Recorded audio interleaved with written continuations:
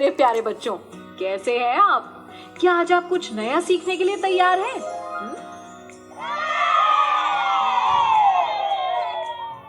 बहुत बढ़िया।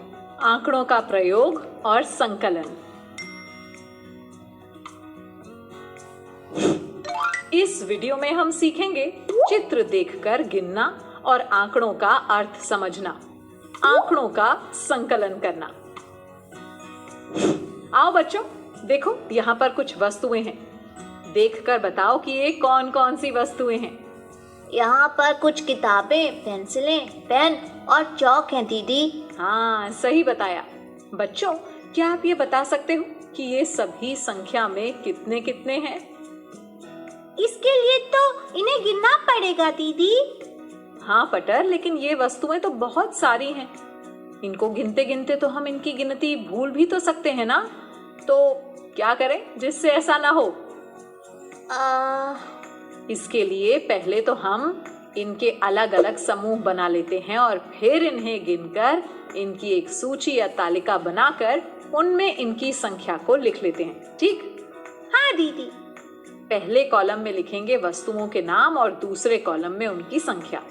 तो अब बताओ कितनी किताबें हैं? 4।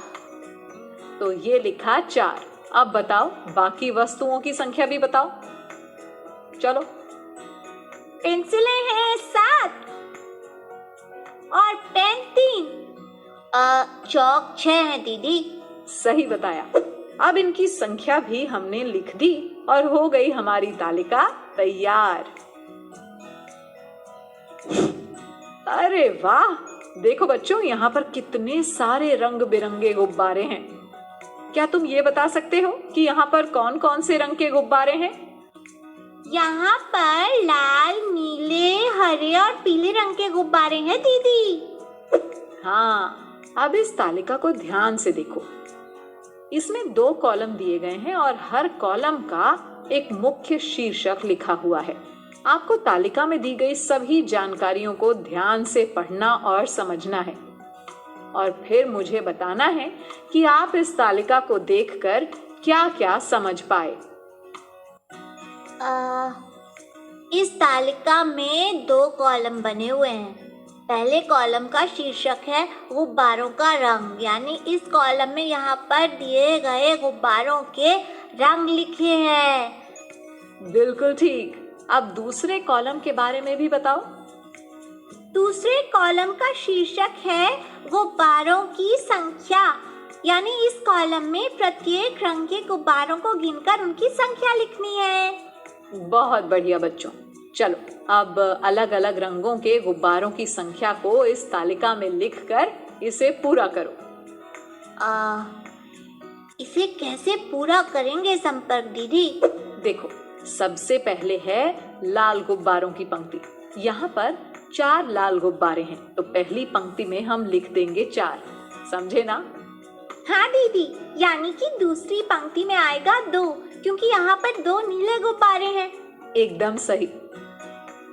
हरे गुब्बारे 5 हैं, इसलिए तीसरी पंक्ति में हम लिखेंगे 5। और इनमें एक पीला गुब्बारा है, तो अंतिम पंक्ति में हम 1 लिखेंगे। बहुत अच्छे, शाबाश। बच्चों, विभिन्न जानकारियों को आसानी से समझने के लिए हम आंकड़ों को इस तरह सूची या तालिका के रूप में व्यवस्थित करते हैं। इसे आंकड़ों का प्रबंधन कहते हैं। अच्छा बच्चों, क्या आप ये बता सकते हो कि इस टोकरी में कौन कौन से फल रखे हैं? टोकरी में आम है, फिर केले, फिर संतरे, सेब और अनार भी है दीदी। सही बताया। चलो अब इन आंकड़ों को दर्शाने के लिए एक तालिका बनाओ। तालिका बनाने के लिए सबसे पहले हम 2 कॉलम बनाएंगे। ठीक?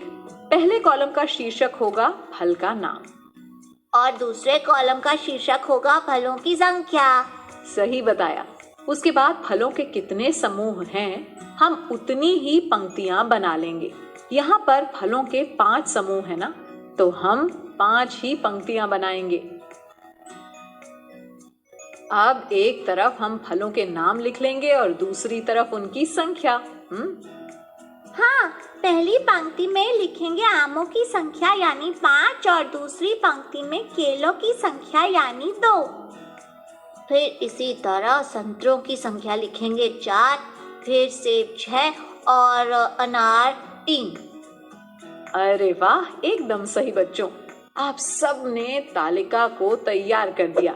अच्छा, आप तालिका को देखकर ये बताओ कि टोकरी में किस फल की संख्या सबसे कम है।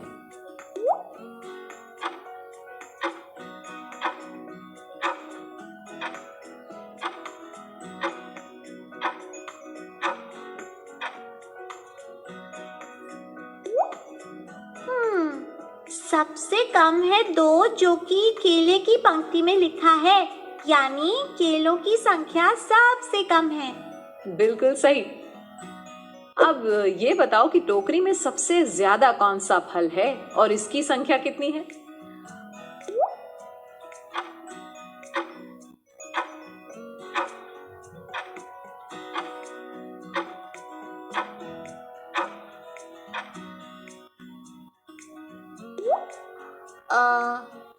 सबसे अधिक सेब है दीदी, इनकी संख्या है 6।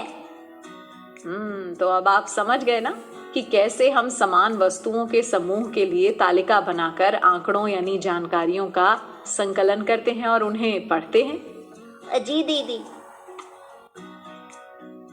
अब आपको इस तालिका को ध्यान से देखना है और फिर मैं जो प्रश्न पूछूं उनके उत्तर देने हैं, ठीक है? जी दीदी। तो पहले ये बताओ कि कौन सा खेल सबसे ज्यादा बच्चों को पसंद है। क्रिकेट वाली पंक्ति में सबसे ज्यादा यानी 5 लिखा है, तो क्रिकेट ही सबसे ज्यादा बच्चों को पसंद है दीदी। बिल्कुल सही पटर। अब ये बताओ कि कौन सा खेल 4 बच्चों को पसंद है। 4 लिखा है फुटबॉल वाली पंक्ति में, यानी फुटबॉल 4 बच्चों को पसंद है। शाबाश। अब ये बताओ कि बैडमिंटन और कबड्डी में से किस खेल को कम बच्चे पसंद करते हैं। समझ नहीं आ रहा दीदी। अरे ये तो बिल्कुल आसान है। देखो, बैडमिंटन को 3 बच्चे पसंद करते हैं और कबड्डी को 2, यानी कबड्डी को कम बच्चे पसंद करते हैं। समझे ना आप? हाँ दीदी। बच्चों, आपने आंकड़ों का प्रयोग करना और उनके संकलन की अवधारणा को समझ लिया है। अब आपको गतिविधियां भी करनी हैं, जिससे आप इस अवधारणा को खेल खेल में और अच्छे से समझ पाओगे। और हाँ, इसके बाद वर्कबुक में दिए प्रश्नों का खूब अभ्यास भी करना है, ठीक है?